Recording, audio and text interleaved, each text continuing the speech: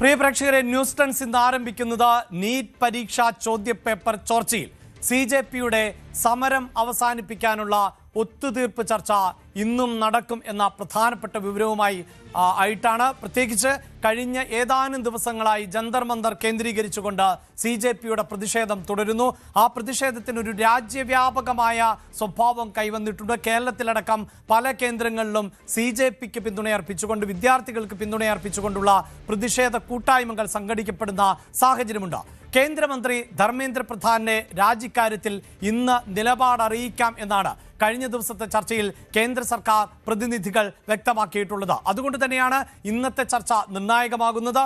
ഈ മണിക്കൂറുകളിലും ധർമ്മേന്ദ്ര പ്രധാന്റെ രാജി എന്ന സാധ്യതകൾ ഇല്ല എന്ന് തന്നെയാണ് കേന്ദ്ര സർക്കാർ വൃത്തങ്ങളിൽ നിന്ന് ലഭിച്ചുകൊണ്ടിരിക്കുന്ന വിവരങ്ങൾ. കഴിഞ്ഞ ദിവസത്തെ ഒടുവിലത്തെ നടപടി എന്നോണം നാഷണൽ ടെസ്റ്റിംഗ് ഏജൻസിയിലെ 47 ഉദ്യോഗസ്ഥരെ പിരിച്ചുവിട്ടിട്ടുണ്ട്. സമരത്തിന്റെ പശ്ചാത്തലത്തിൽ ഡൽഹിയിൽ നിയന്ത്രണങ്ങൾ തുടരുന്നുമുണ്ട്. കഴിഞ്ഞ ദിവസം രാത്രി പുറത്തുവിട്ട വീഡിയോയിൽ പ്രധാനമന്ത്രി യുവാക്കൾക്ക് നന്ദി പറഞ്ഞിരുന്നു. അതായത് ഈ പ്രതിഷേധം കനത്തതിന്റെ പശ്ചാത്തലത്തിൽ ആയിരുന്നു അർദ്ധരാത്രിയോടടുത്ത് പ്രധാനമന്ത്രി ഒരു വീഡിയോ സന്ദേശം പുറത്തുവിട്ടത്. അതിൽ അദ്ദേഹം പറഞ്ഞിരുന്നത് ഉറപ്പായും ഈ കുറ്റക്കാർക്കെതിരെ നടപടിയുണ്ടാകും, അതിവേഗം നടപടികളുമായി മുന്നോട്ട് പോകും എന്നുള്ളതാണ്. കോടിക്കണക്കിന് ആളുകൾ ആണ് ഈ വീഡിയോ കണ്ടത്. അതിന് പിന്നാലെയാണ് പ്രധാനമന്ത്രിയുടെ അടുത്ത വീഡിയോയും പുറത്തു വന്നത്. Thank you friends. कल देर रात आपसे मिलने का मौका मिल गया है। मेरे जो वीडियो पोस्ट किया था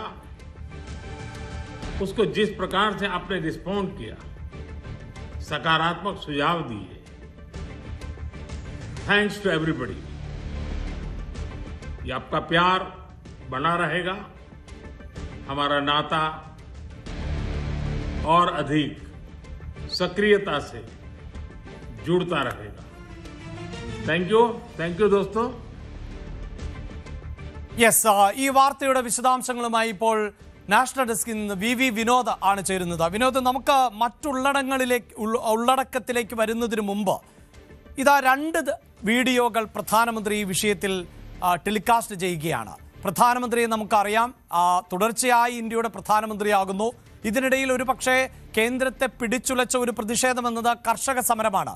ആ സമയത്ത് പോലും ഏതെങ്കിലും തരത്തിലുള്ള ഒരു വിശദീകരണ വീഡിയോ എന്ന നിലയിൽ പ്രധാനമന്ത്രിയുടെ ഭാഗത്ത് നിന്ന് നമ്മൾ കണ്ടിട്ടില്ല. പക്ഷേ ഇത് യുവാക്കളുടെ പ്രതിഷേധമാണ്, പൊളിറ്റിക്കലി വളരെ ഇമ്പോർട്ടൻ്റ് ആയ ഒന്ന് എന്ന് BJPയും കേന്ദ്ര സർക്കാരും ഒക്കെ തിരിച്ചറിയുകയാണോ?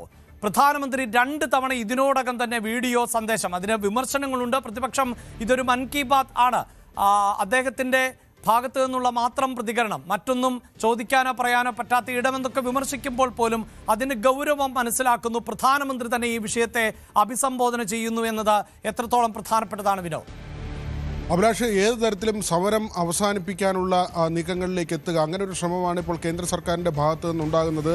അഭിലാഷ് പറഞ്ഞതുപോലെ തന്നെ തുടക്കത്തിൽ ഒരു ചർച്ചയ്ക്ക് പോലും തയ്യാറല്ല എന്ന് പറഞ്ഞ കേന്ദ്ര സർക്കാർ പിന്നീട് ചർച്ചകൾക്ക് തയ്യാറാകുന്നു. ഇന്നിപ്പോൾ 3ാം ഘട്ട ചർച്ചയാണ് നടക്കാൻ പോകുന്നത്.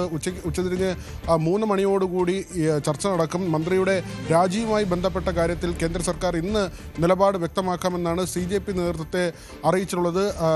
JP നദ്ദയും ജിതേന്ദ്ര സിംഗും ഉൾപ്പെടെ 2 മന്ത്രിമാരാണ് കഴിഞ്ഞ ദിവസത്തെ ചർച്ചയിൽ പങ്കെടുത്തത്. ഇരുവരും തന്നെയാകും ഇന്നും കേന്ദ്ര സർക്കാരിൻ്റെ പ്രതിനിധികളായി ഈ ചർച്ചയിൽ പങ്കെടുക്കുക. മാത്രമല്ല, കഴിഞ്ഞ ദിവസം തിരക്കിട്ട നീക്കങ്ങൾ കേന്ദ്ര സർക്കാരിൻ്റെ ഭാഗത്തു നിന്നുണ്ടായി എന്നതുകൂടി വളരെ ശ്രദ്ധേയമാണ്. ഇന്നലെ രാത്രിയോടുകൂടിയാണ് ഈ നാഷണൽ ടെസ്റ്റിംഗ് ഏജൻസിയിലെ 47 ഉദ്യോഗസ്ഥരെ പിരിച്ചുവിട്ടുകൊണ്ടുള്ള, വളരെ വേഗത്തിൽ ഈ കൂട്ടത്തോടെയുള്ള പിരിച്ചുവിടൽ നടത്തിക്കൊണ്ടുള്ള തീരുമാനം കേന്ദ്ര സർക്കാരിൻ്റെ ഭാഗത്തു നിന്നുണ്ടായത്. അതിനു മുൻപ് ഇന്നലെ നടന്ന ചർച്ചയിൽ 2 ഉറപ്പുകൾ രേഖാമൂലം CJP നേതൃത്വത്തിന് എഴുതി നൽകുകയും ചെയ്തിരുന്നു. അത് വിദ്യാർത്ഥികൾക്കുള്ള നഷ്ടപരിഹാരമാണ് ഒന്ന്. മറ്റൊന്ന് FIRകൾ പിൻവലിക്കുക, ഈ സമരത്തിൽ പങ്കെടുത്ത കുട്ടികൾക്കെതിരെ എടുത്ത കേസുകൾ ഒഴിവാക്കാനുള്ള തീരുമാനം. ഈ 2 കാര്യവും രേഖാമൂലം നൽകി. പക്ഷേ ധർമ്മേന്ദ്ര പ്രധാന്റെ രാജിയുടെ കാര്യത്തിൽ മാത്രമാണ് കേന്ദ്ര സർക്കാർ സാവകാശം തേടിയത്. ചില ഉറപ്പുകൾ കൂടി കേന്ദ്ര സർക്കാർ നൽകിയിട്ടുണ്ട്. അത് ബില്ല് കൊണ്ടുവരികയാണ്. ഒരു നിയമം കൊണ്ടുവരുന്നതുമായി ബന്ധപ്പെട്ട് തിങ്കളാഴ്ച തന്നെ അടിയന്തരമായി പാർലമെൻറ്റിൽ ഈ ബില്ല് അവതരിപ്പിക്കും എന്നത് തന്നെയാണ് സുപ്രധാനമായ വിവരം. ഇതിൽ കൊണ്ടുവരാൻ പോകുന്ന കാര്യങ്ങൾ ഇങ്ങനെയാണ്. പരീക്ഷകളുമായി ബന്ധപ്പെട്ട് ചോദ്യപേപ്പറുകൾ ചോർത്തുന്നവർക്ക് 10 വർഷം വരെ തടവും 10 കോടി രൂപ പിഴയും എന്ന ഒരു കാര്യം കൊണ്ടുവരുന്നുണ്ട്. ഇത്തരം കേസുകളുടെ വിചാരണയ്ക്കായി ഫാസ്റ്റ് ട്രാക്ക് കോടതികൾ സ്ഥാപിക്കും എന്ന ഒരു തീരുമാനം കൊണ്ടുവരുന്നുണ്ട്. ഇന്നലെ രാത്രിയും പ്രധാനമന്ത്രിയുടെ ഒരു വീഡിയോ സന്ദേശം പുറത്തു വന്നിരുന്നു. തൻ്റെ കഴിഞ്ഞ ദിവസത്തെ സന്ദേശത്തോടുകൂടി പ്രതികരിച്ച ആളുകൾക്ക്, യുവാക്കൾക്ക് നന്ദി പറഞ്ഞുകൊണ്ടാണ്, നിങ്ങളുടെ നിർദ്ദേശങ്ങൾ സ്വീകരിക്കുന്നു എന്ന് പറഞ്ഞുകൊണ്ടാണ് പ്രധാനമന്ത്രിയുടെ രണ്ടാമത്തെ വീഡിയോ സന്ദേശം ഇന്നലെ രാത്രി വന്നത്. ഇതിനിടയിൽ സുപ്രീം കോടതി ചീഫ് ജസ്റ്റിസിൻ്റെ ഭാഗത്ത് നിന്നൊരു തിരുത്തലുണ്ടായിരിക്കുന്നു. ഈ കൃത്യമായി ജോലിക്ക് പോകാത്ത അഭിഭാഷകരെ ഉദ്ദേശിച്ചാണ് താൻ ഈ കൂറകളെപ്പോലെയാണ്, അദ്ദേഹത്തിൻ്റെ വാക്കുകളായിരുന്നു, ഈ പാറ്റ പ്രയോഗമുണ്ടായത്. അത് ഉദ്ദേശിച്ചത് വിദ്യാർത്ഥികളെ കുറിച്ചല്ല താൻ പറഞ്ഞതെന്ന ഒരു തിരുത്തൽ കൂടി ഇപ്പോൾ വന്നിരിക്കുന്നു. അതായത് സുപ്രീം കോടതി ചീഫ് ജസ്റ്റിസും പറയുന്നു താൻ ചെറുപ്പക്കാരെ അല്ല ഉദ്ദേശിച്ചത്. അങ്ങനെ ഒരു പരാമർശത്തിൻ്റെ പേരിലാണ് ഇങ്ങനെ കോക്രോച്ച് പാർട്ടി തന്നെ രൂപീകൃതമാകുന്നത്. അത് ഒടുവിൽ ഇങ്ങനെ ഒരു വലിയ സമരത്തിലേക്ക് കാര്യങ്ങളെ കൊണ്ടുചെന്ന് എത്തിക്കുന്നത്. ഇവിടെ BJP നേതൃത്വം തിരിച്ചറിയുന്ന ഒരു അപകടമുണ്ട്. ഈ സമരം കോൺഗ്രസ് നേതൃത്വം ഏറ്റെടുത്തിരിക്കുകയാണ്.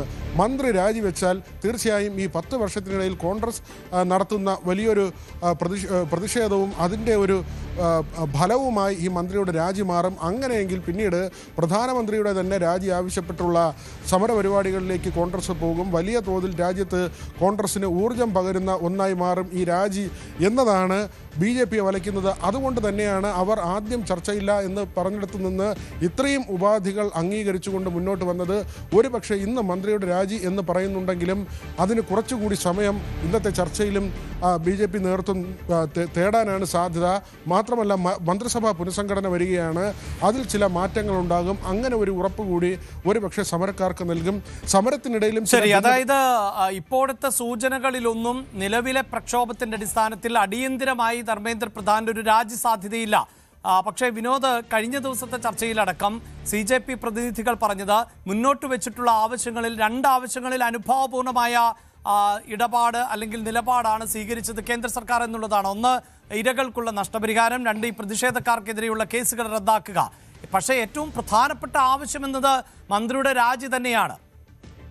തീർച്ചയായും അഭിലാഷ്, അങ്ങനെ തന്നെയാണ്. ഇന്നലെ പ്രധാനമന്ത്രിയുടെ ഈ രണ്ടാമത്തെ നന്ദി പറഞ്ഞുള്ള വീഡിയോ വന്നതിന് പിന്നാലെ തന്നെയാണ് CJPയുടെ നേതാവ് അഭിജിത്ത് ദീപ്കയുടെ ഒരു പ്രതികരണം വന്നത്. അത് ഈ സമരവേദിയിൽ വെച്ചായിരുന്നു അഭിജിത്തിൻ്റെ ഒരു പ്രതികരണം. ഈ സമര നായകൻ പറയുന്നത്, പ്രധാനമന്ത്രി പറയുന്നത് മന്ത്രിമാരോട് നിങ്ങൾ ഇൻസ്റ്റയിൽ ഉൾപ്പെടെ സജീവമാകൂ എന്നതാണ്. കാരണം യുവാക്കൾ ശ്രദ്ധിക്കുന്നത് ഇൻസ്റ്റയാണ്. അപ്പോൾ പ്രതികരണങ്ങളെല്ലാം ഇൻസ്റ്റയിലൂടെ ആക്കൂ എന്നൊരു പരാമർശം പ്രധാനമന്ത്രിയുടെ ഭാഗത്തു നിന്നുണ്ടായിരുന്നു. അതിനെ പരിഹസിച്ചുകൊണ്ടാണ് അഭിജിത്ത് ദീപ്കയുടെ പിന്നീടുള്ള പരാമർശമുണ്ടായത്. പ്രശ്നം പരിഹരിക്കുന്നതിന് പകരം പ്രധാനമന്ത്രി പറയുന്നത് മന്ത്രിമാരോട് ഇൻസ്റ്റയിൽ സജീവമാകൂ എന്നതാണ്. ഇതാണോ പരിഹാരം എന്ന ഒരു ചോദ്യമാണ് അഭിജിത്തിൻ്റെ ഭാഗത്തു നിന്നുണ്ടായത്. എങ്കിലും കേന്ദ്ര സർക്കാർ വെച്ച് പുലർത്തുന്ന ഒരു പ്രതീക്ഷ, ഇത്രയും ഉറപ്പുകൾ നൽകിയ സ്ഥിതിക്ക് ഉന്നത വിദ്യാഭ്യാസ സെക്രട്ടറി അടക്കം മാറ്റിക്കൊണ്ടുള്ള നടപടികൾ, അതോടൊപ്പം തന്നെ NDAയിലെ ഉദ്യോഗസ്ഥരെ കൂട്ടത്തോടെ പിരിച്ചുവിടുന്നു, നിയമം കൊണ്ടുവരാമെന്ന് പറയുന്നു, ഫാസ്റ്റ് ട്രാക്ക് കോടതി ഉറപ്പ് നൽകുന്നു, കേസുകൾ പിൻവലിക്കാമെന്നത്, നഷ്ടപരിഹാരം തുടങ്ങി ഒട്ടനവധി കാര്യങ്ങൾ അംഗീകരിക്കുമ്പോൾ വിദ്യാർത്ഥികൾ ഒരു വിട്ടുവീഴ്ചയ്ക്ക് തയ്യാറാകും എന്ന് തന്നെയാണ്. അത് സ്വാഭാവികമായും കോൺഗ്രസിനെ ബ്ലോക്ക് ചെയ്യുക എന്നൊരു വലിയ ആവശ്യം കൂടി BJPയുടെ മുന്നിലുണ്ട്. മല്ലികാർജ്ജുൻ ഖാർഗെയുടെ ജന്മദിനത്തിന് എന്ന പേരിൽ കോൺഗ്രസ് നേതാക്കളെല്ലാം ഡൽഹിയിലേക്ക് വിളിച്ചു വരുത്തുകയും അവിടെ കേക്ക് മുറിച്ച ശേഷം ഉടനെ രാഹുൽ ഗാന്ധി ഇങ്ങനെ ഒരു സമരരംഗത്തേക്ക് ഇറങ്ങണം എന്ന കാര്യം പ്രഖ്യാപിക്കുകയും ചെയ്തു.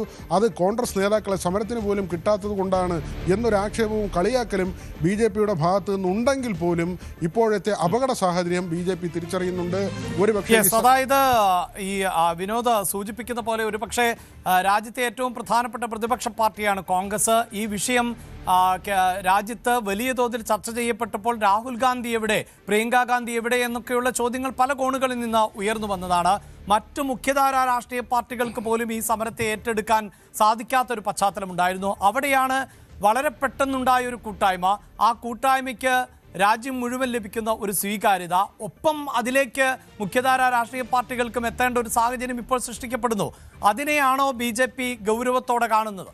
തീർച്ചയായും അങ്ങനെ തന്നെയാണ്. കാരണം ഈ സമരത്തിൻ്റെ ട്രാക്ക് മാറുന്നു, ഇതിൻ്റെ അജണ്ട സെറ്റ് ചെയ്യുന്നത് കോൺഗ്രസ്സായി മാറുന്നു. കോൺഗ്രസിൻ്റെ ഒറ്റ ദിവസത്തെ സമരത്തോടു കൂടി തന്നെയാണ് ഇതിൻ്റെ മുഖം മാറുന്നത്. കാരണം രാഹുൽ ഗാന്ധി മാത്രമല്ല, പ്രിയങ്ക ഗാന്ധി മാത്രമല്ല, കേരളത്തിലെ VD സതീശനും DK ശിവകുമാറും ഉൾപ്പെടെ മുഖ്യമന്ത്രിമാരടക്കം ഇങ്ങനെ സമരരംഗത്തേക്ക് വരുമ്പോൾ അത് ഒരു പക്ഷേ മറ്റൊരു തരത്തിലാണ് ഇവരെ വിളിച്ചു വരുത്തിയതെന്നുള്ള പരിഹാസം ഒരു വശത്തുണ്ട്. പക്ഷേ ഇങ്ങനെ കോൺഗ്രസിൻ്റെ ഒരു ശക്തമായ സമരം അവിടെ അണിനിരത്താൻ കഴിഞ്ഞു. പ്രത്യേകിച്ച് രാഹുൽ ഗാന്ധിയുടെയൊക്കെ അങ്ങനെ ഒരു ഓപ്പറേഷനിലൂടെ അങ്ങനെ ഒരു കാര്യം സാധ്യമായി എന്നൊരു വസ്തുതയാണ്. അത് ജനങ്ങൾക്ക് മുന്നിലുള്ളൊരു ചിത്രമാണ്. മാത്രമല്ല CJPക്കുള്ളിൽ ഇപ്പോൾ ചെറിയ ഭിന്നതകളുണ്ട് എന്നുള്ള കാര്യവും വ്യക്തമാണ്. വാങ്ചുങ് നിരാഹാരം അവസാനിപ്പിച്ചു. മന്ത്രിമാർ തന്നെ അദ്ദേഹത്തിന് ഈ ഭക്ഷണ പാനീയങ്ങളൊക്കെ നൽകിക്കൊണ്ട് നിരാഹാരം അവസാനിപ്പിക്കുന്ന നിലയുണ്ടായി. സമരത്തിൽ നിന്ന് പിന്മാറണമെന്നൊരു നിർദ്ദേശം വാങ്ചുങ്ങിൻ്റെ ഭാഗത്തു നിന്നുണ്ടാകുമ്പോൾ അഭിജിത് ദീപ്കെ പറയുന്നത് അദ്ദേഹമല്ല CJPയുടെ നേതാവ്, താനാണ്. CJP എങ്ങനെ മുന്നോട്ട് പോകണം എന്നത് ഞങ്ങൾ തീരുമാനിക്കാമെന്ന് പറയുമ്പോൾ ഈ വാങ്ചുങ്ങിൻ്റെ വരവോടുകൂടിയാണ് സമരത്തിന് മറ്റൊരു മുഖം വരുന്നത്, മറ്റൊരു തലത്തിലേക്ക് സമരം മാറിയത്. പക്ഷേ അദ്ദേഹം പിന്മാറുമ്പോൾ അതൊരു ഭിന്നതയിൽ കലാശിക്കുന്ന സാഹചര്യമുണ്ട്.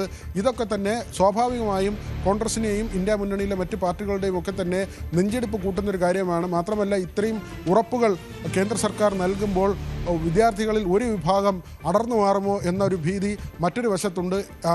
അങ്ങനെയെങ്കിൽ ഈ സമരം ഇട്ടുപോകേണ്ടി വരും. അല്ലെങ്കിൽ വിദ്യാർത്ഥികളെ അഭിനന്ദിച്ചുകൊണ്ട് കോൺഗ്രസ് ഒരു വലിയൊരു വിഷയത്തിൽ ഇടപെട്ടു എന്നൊരു എടുത്തു പറച്ചിൽ നടത്തിക്കൊണ്ട് അതിൻ്റെ ഒരു മേന്മ പറഞ്ഞുകൊണ്ട് കോൺഗ്രസ്സിന് ഈ സമരം അവസാനിപ്പിക്കുമ്പോൾ ഒരു കാഴ്ചക്കാരായി മാറി നിന്ന് അങ്ങനെ ഒരു പ്രഖ്യാപനം നടത്തി പോകേണ്ടി വരും. അങ്ങനെയൊക്കെയുള്ള പല അവസ്ഥകളുണ്ട്. പക്ഷേ പല കോണിൽ നിന്നായി ഉയർന്നു വരുന്നത് എന്തുകൊണ്ട് കോൺഗ്രസ്സിന് ഈ സമരം ഏറ്റെടുത്ത് നടത്താൻ കഴിഞ്ഞില്ല?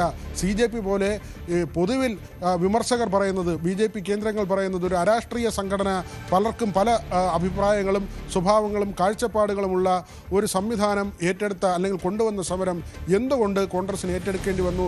അങ്ങനെ ഒരു ഗതികേടിലേക്ക് എന്തുകൊണ്ട് പോയി? ഒരു ദേശീയ പാർട്ടി എന്നുള്ള നിലയ്ക്ക് ഉള്ള സ്ഥലങ്ങളിലെങ്കിലും ഒരു ബൂത്ത് കമ്മിറ്റിയെങ്കിലും ഉള്ള പ്രദേശങ്ങളിൽ കോൺഗ്രസിന് എന്തുകൊണ്ട് ഈ വിഷയം ഉയർത്തി ജനങ്ങളുടെ ശ്രദ്ധയിലേക്ക് ഈ വിഷയം കൊണ്ടുവരികയും ആ ജനങ്ങളെ മുഴുവൻ അണിനിരത്താൻ കഴിയാതെ പോയി എന്നൊരു ചോദ്യം അവശേഷിക്കുന്നുണ്ട് അഭിലാഷ്. മറ്റൊരു പ്രധാനപ്പെട്ട കാര്യമാണ് RSS മേധാവി മോഹൻ ഭാഗവതിൻ്റെ ഒരു പ്രതികരണം കൂടി. അതും നമ്മൾ ശ്രദ്ധയോടെ കാണേണ്ടത്. തീർച്ചയായും.